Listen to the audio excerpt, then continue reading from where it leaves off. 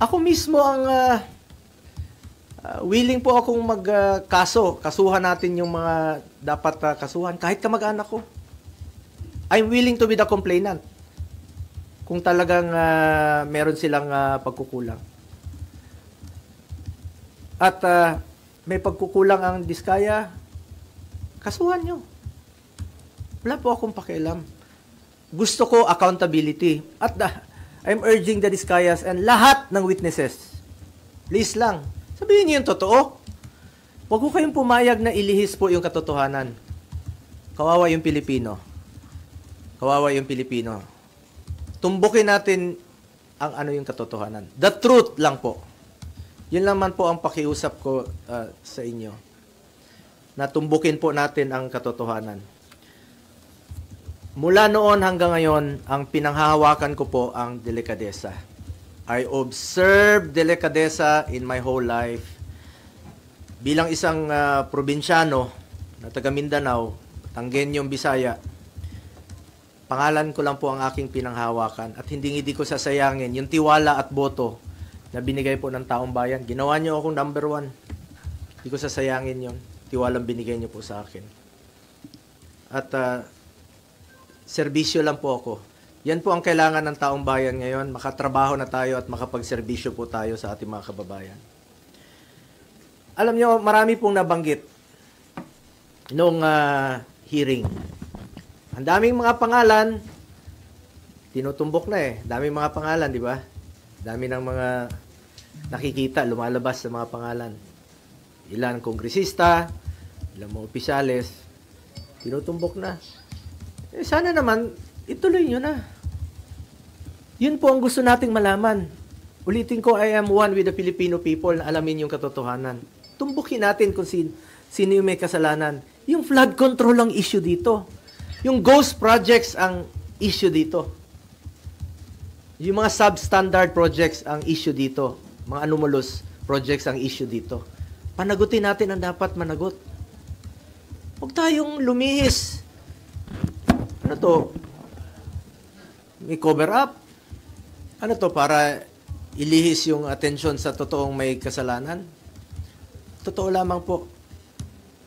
I am for accountability. Dapat panagutin po ang dapat managot. Please lang, nakikiusap po ako, let's make those responsible. Let's make them accountable for all this mess. Panagutin po natin ang dapat panagutin. Balikan ko lang po yung sa Senado. Dami na pong na-mention. Dami pong na-mention about the Diskayas. Umabot na nga tayo sa Ilocos Norte na mayroong proyekto doon. Umabot na sa NBI, may proyekto ang Diskayas. Eh, yan ang maaring naging negosyo nila, makipag-joint venture, magpagamit po ng lisensya. Eh, kung may kasalanan, panagutin nyo po. Panagutin nyo. Panagutin po natin. Hindi ko po kilala ang mga Diskaya. Wala po akong kinalaman sa kanila at wala po akong pakialam sa mga Diskaya. Kasuhan nyo. Eh kung kamag-anak ko kasama dyan, nag-joint venture sila, noong 2017, umatras na nga eh. Hindi panagutin natin. I'm willing to be the complainant. Walang problema doon. Willing po ako na isa ako sa magiging complainant. Huwag niyo po ipahid sa akin ang dumi para kayo ang pumuti. Huwag naman pong ganun. Panagutin natin ang dapat managot dito. At iisa po tayo ang ating layunin. Managot po ang dapat managot. Ang dami na pong nabanggit na kasama ng Diskaya, joint venture ng Diskaya. Yun ang imbestigahan. I am one with ICI. Secretary Vince ng DILG, I'm one with you. I'm one with the Ombudsman. Panagutin yan dapat panagutin. Kilala po ako ni Secretary Vince noon, paano ako magtrabaho. At hindi po ako nakikialam bilang isang public servant. Noon, government employee, 2001, 1998 pa po, sa congressional office ni former President, former Congressman, former Mayor Rodrigo Duterte. Nang naging mayor siya, isa lang po ang pinakiusap ko noon. Sabi ko, pag pumasok yung kamag-anak ko sa government transaction sa City Hall, I will resign. Pag pumasok sila sa Malacanang noon, I will resign. Dahil I observed delikadesa. Pinapili ko noon. Pumasok kayo, alis ako. Yan lang po ang puhunan ko rito. Ulitin ko, delikadesa. Hindi ko po kontrolado ang negosyo ng sino mang kamag-anak ko. Ilang beses na po ako naging issue ito. 2018, bago mag-eleksyon, naging issue. Bago mag-eleksyon ng 2022, hindi naman ako tumakbo, naging issue ng 2021. Bago nag-eleksyon, 2025, kinasuhan ako ng 2024. Mapigilan mo bang may negosyo sila? May mga negosyo po, kahit sino sa atin, may mga negosyo po ang pamilya natin. Wala pa ako sa mundong ito, may negosyo na po ang pamilya ko. Ang tanong po dyan, nakialam ba ako, binigyan ko ba ng pabor ang aking kamag-anak? Hindi. Nakinabang ba ako sa negosyo nila? Hindi. Because I observe delikadesa. At hindi ko po babaguhin yang aking prinsipyo, yung delikadesa po.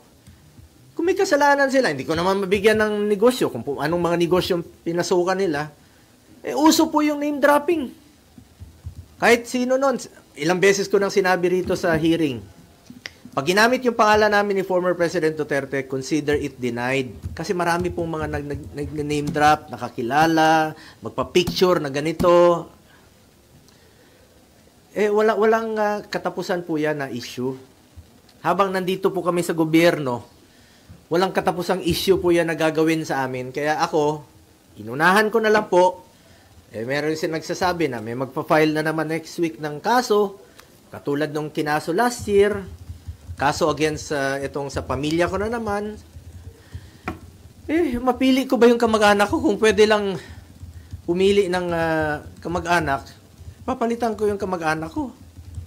Makapili ba tayo ng kamag-anak? Siguro hindi po titigil ito unless na lang palitan ko yung kamag-anak ko. Or, kunin ng Panginoon yung kamag-anak ko, yung tatay ko. Hindi po ako papayag na manghihimasok po sila sa trabaho ko. Ako po ay isang senador, hindi po ako negosyante, hindi po ako kontraktor. Tatrabaho lang po ako para sa Pilipino. Ngunit ang issue po rito ngayon ay sana po huwag malihis po yung katotohanan. Magulo po yan pag ililihis nila yung katotohanan. Nag-aantay po ang sambayan ng Pilipino.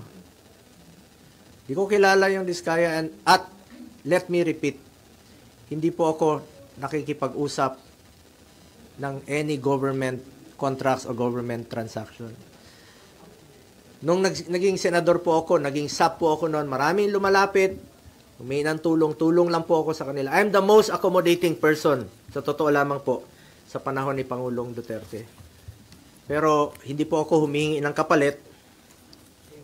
Sinasabi ko lang, gawin nyo lang yung tama. Just do what is right. Lalong-lalo na po sa mga natulungan ng mga nasa gobyerno po.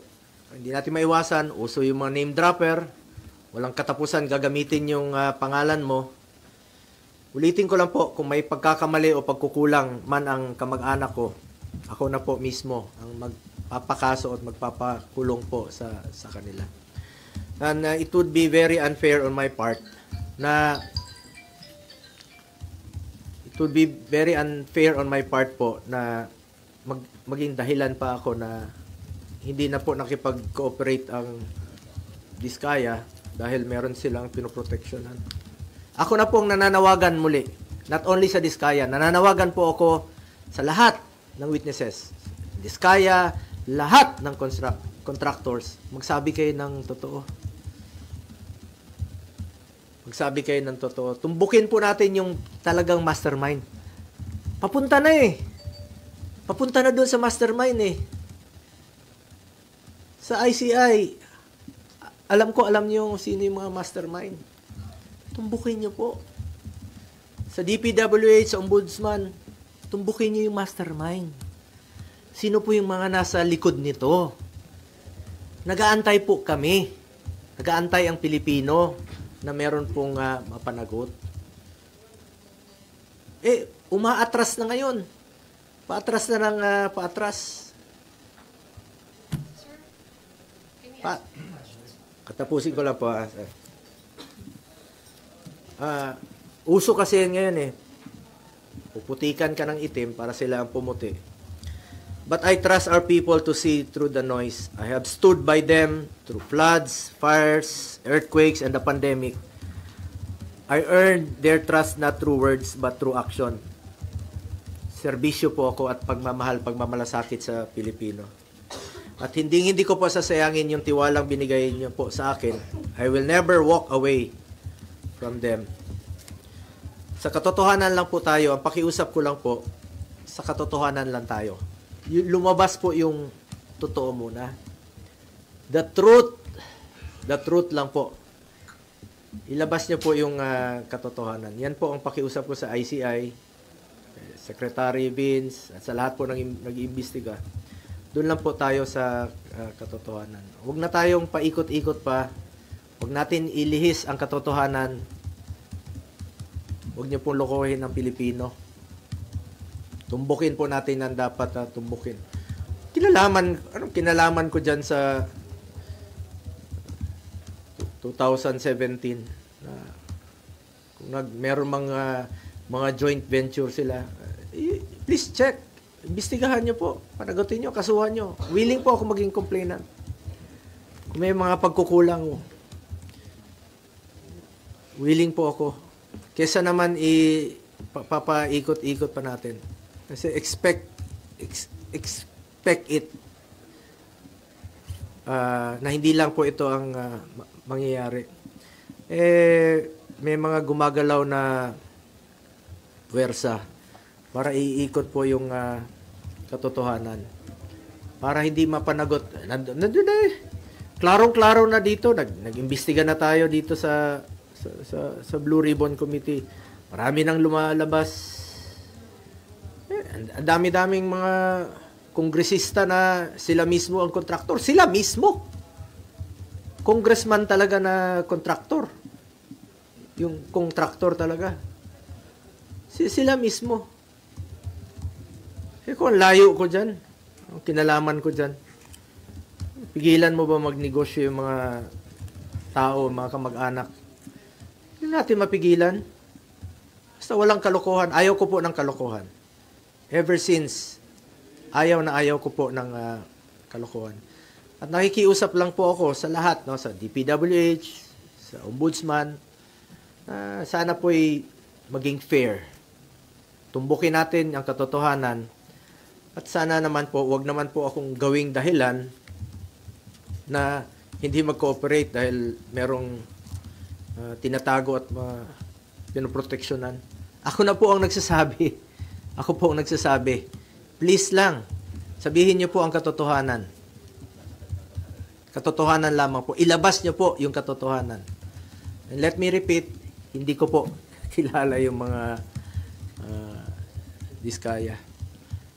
Balikan ko yung joint venture na trabaho nila. Tingnan nyo kung tapos na. Kung napakinabangan naman ng taong bayan. Kung napakinabangan, may COA po. Trabaho ng COA yan to check kung tapos na po at napapakinabangan. At meron bang problema. Kung may problema, kasuhan nyo po. Please. Ako na po nagsasabi, kasuhan nyo po. Wala po akong kinalaman dyan. Wala po akong pakialam dyan sa kahit na anong negosyo. Naka-focus lang po ako sa trabaho ko bilang senador. Sir, there are claims that the Discayas might be protecting you. You already said you don't know them, but is there any reason they could be protecting you at this time? Sabi ko nga, sabihin nilang totoo eh. Ako na po ang nagsasabi sa Diskaya, sabihin niyo yung totoo. Kasi biglang nalihis yung objective dito, ang tinutumbok natin dito, sino yung mga buhaya? Tinutumbok natin sino yung mga buhaya talaga, malapit na eh. Lumalabas naman eh. Yun ang hanapin ninyo, panagutin nyo, kasuhan nyo. Eh ngayon, bakit kayo atras? Ang layo eh. Ang layo ng inatrasan nyo, parang cover up na ang nangyayari. Tumbukin ninyo yung mastermind. Ang issue dito yung flood control at yung mga ghost projects. Bakit aatras ka ngayon? Kaya ako nananawagan sa lahat ng mga witnesses, magsabi kayo ng totoo. Wala kayong dapat itago. At wala silang dapat proteksyonan sa akin dahil wala po akong kinalaman. Hindi ko naman sila kilala. Hindi naman po ako nag-i-involve sa any government transactions. Hindi po ako nakikialam dyan. Wala pong makakapagturo na may kinausap po ako, nakisali ako sa any government transactions. Senador po ako. Trabaho lang po ako dito, nagsiservisyo lang po ako sa taong bayan. At hindi ko nga sasayangin yung tiwalang binigay ko po. Hindi ko sasayangin tiwalang binigay nyo sa akin. Mas problema tayo ngayon, mas gugulo ang bayan pag ilihis nyo po ang katotohanan. Marami pong nag-aantay sa ngayon.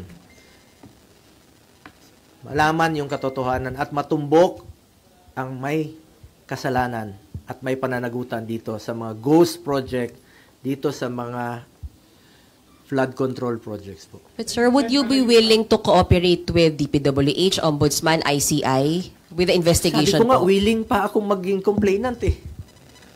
I'm willing na maging complainant kung meron pong may kasalanan dito. Sabi ko, kahit kamag-anak ko, I don't care. Kung may kasalanan sila, kasuhan sila, ako pa maging complainant. Pag may pagkukulang sila, substandard, pagkukulang, panagutin sila. So, wag lang pong paatras yung investigasyon. Since ito yan, nagpapaliver po pala yung kanino. Binabalot yung malapit na. Alam naman ng taong bayan, sabi ko nga, paakyat na eh. Lumalabas na sa mga hearings dito, sa investigation. Alam naman natin kung sino yung mga nagpupondo, sino yung mga totoong mga contractor, sino yung mga involved sa anomalous projects. Eh, lumalabas na yung katotohanan eh. Paakyat na paakyat eh. Habang paakyat, inililihis po sa katotohanan, umaatras, binabalik sa administrasyon ni former President Duterte na wala naman pong basihan. Hindi ko naman sinasabi na perpekto yung administration ni former President Duterte noon. Pag may nababalitaan siyang involved sa corruption, tinatanggal naman niya. Hindi ko sinasabing perpekto. Ngunit ito ngayon, nandito yung malala eh, 22 to 25. Nandito yung malala. Hindi naman puputok yan kung hindi malala eh. Sir, tingin yung target po kayo? You're being targeted? Sigurado. Kasi sabi ko nga, unti-unti na kaming ni-eliminate. Pag-identified with the past President Duterte, in-eliminate. Taong bayan na po ang humusga. Alam niyo naman kung sino yung nagtatrabaho. Alam niyo naman kung sino yung nagsiservisyo lang ng tama. At alam niyo po kung sino yung talagang totoong nagmamalasakit at nagmamahal sa Pilipino. So sir, para po sa inyo, yung announcement po ng investigation dun sa CLTG ay panglilinis lang? Yes. Bakit? Ang layo eh. Binuksan ko na yan dito. Ako na nga mismo eh. Tinanong ko na nga sila. Di ba tinanong ko na sa hearing? First hearing po ng Blue Ribbon Committee, isa yan sa aking unang tinanong. Naging transparent po ako. Una kong tinanong yan. Sabi ko, sa inyo, meron kayong joint venture? Yes. Tapos na? Yes. Napakinabangan? Yes. After 2 months, babalikan mo, tas sasabihin mo na hindi na nag-cooperate, pinoprotection. Open nga yun. Andyan bukas po yun sa hearing sa Senado. Sabi ko, willing po ako to cooperate. Willing po tayo malaman ang katotohanan. And willing po ako na ako pa maging complainant dito kung kakailanganin. Kahit kamag-anak ko, kasuhan nyo kung meron silang kasalanan at may pagkukulang yung kanilang mga trabaho. Let me repeat, wala pa ako sa mundong ito, hindi pa ako pinapanganak, may mga negosyo na po ang pamilya ko. Hindi pa ako senador, may mga negosyo na po yan. At for the record, retired na po yan. 2019, may facts dyan, may katotohanan dyan. Retired na po yan, 2022, 2019, hindi na po sila involved. Ngayon ko nga lang na-discover recently, nung nabuksan po yan dito sa hearing, kaya ako na po mismo ang nag-research. Importante, hindi siya anomalous. Importante, wala siyang kalokohan. Sabi ko nga, expected ko na po ito at wala pong katapusan ito hanggang hindi ko palitan ang kamag-anak ko o hindi sila kunin ng Panginoon. Based on your research, wala kayong nakitang anomalous doon sa company ng tatay niyo po, tama? Ganun po ba? Apo.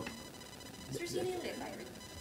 Yung tatay, yung license nila, So they're not operating anymore?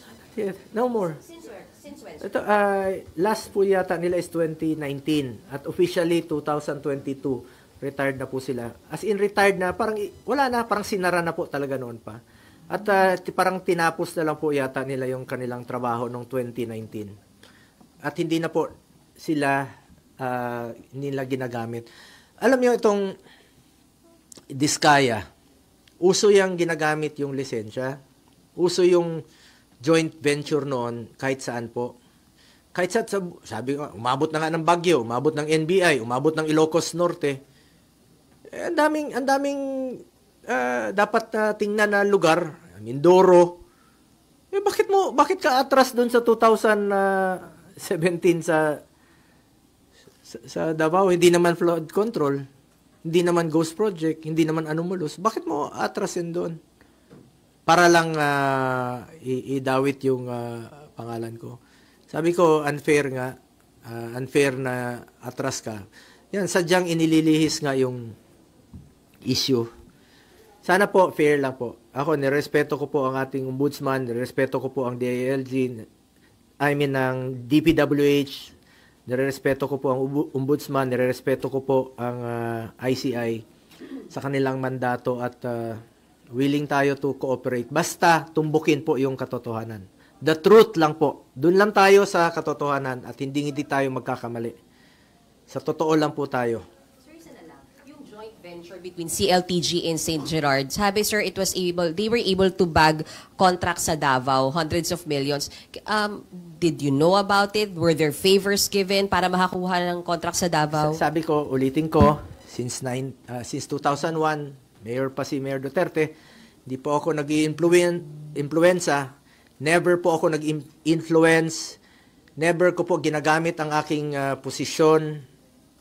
Kaya sinabi ko kanina, nakialam ba ako para bigyan ng pabor ang aking kamag-anak? Hindi. Nakinabang ba ako dito? Hindi rin po. Because I observe delikadesa.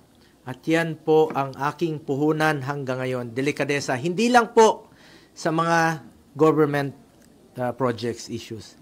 Sa lahat po ng bagay, I observe delikadesa. Prinsipyo po yan sa buhay at hindi ko yan sasayangin. Yung binigay niyo pong tiwala sa akin. Let me repeat, I observe delikadesa. Kung ano man po yung napanalunan nila noon, kanila po yun. At recently ko lang po nalaman, kaya nga po, tinake up ko rin po sa Blue Ribbon Committee. Tinanong ko yan doon sa kanila. At sinagot naman po ng mga Diskayas. Wala po ako tinatago. Ako na nga mismo nagtanong eh. Nasa records naman po. Tingnan niyo lang po sa records. Ako mismo ang nagtanong sa kanila.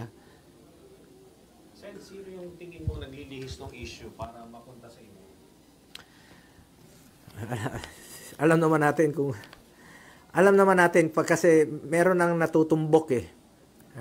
Meron na pong natutumbok na mga tao. Sa taas yung mga involved talaga rito. Yun po ang I'm sure isa sa mga rason na inililihis na po ang issue. But I'm appealing sa mga kababayan natin, sa kapwa nating Pilipino, please, wag ho tayong pumayag.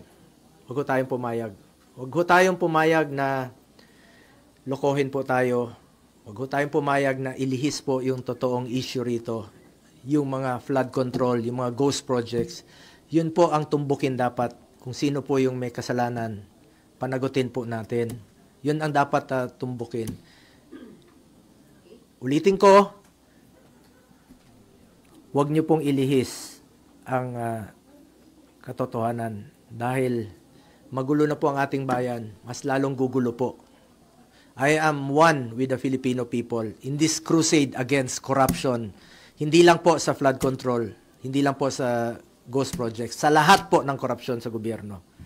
Kontra po ako dyan. Pangako lang, sir.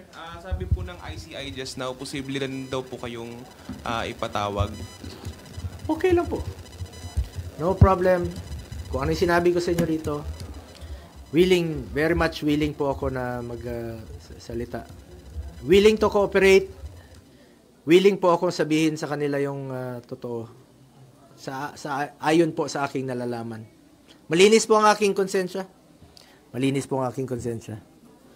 Sir, hindi ba welcome move po para sa inyo to na iimbestigahan na rin ngayon ng DPWH, hindi lang yung administrasyong Bongbong Marcos, kundi pati yung Duterte administration? Kasi sabi niya sa interview kanina sa ICI ay wala siyang sisinuhin.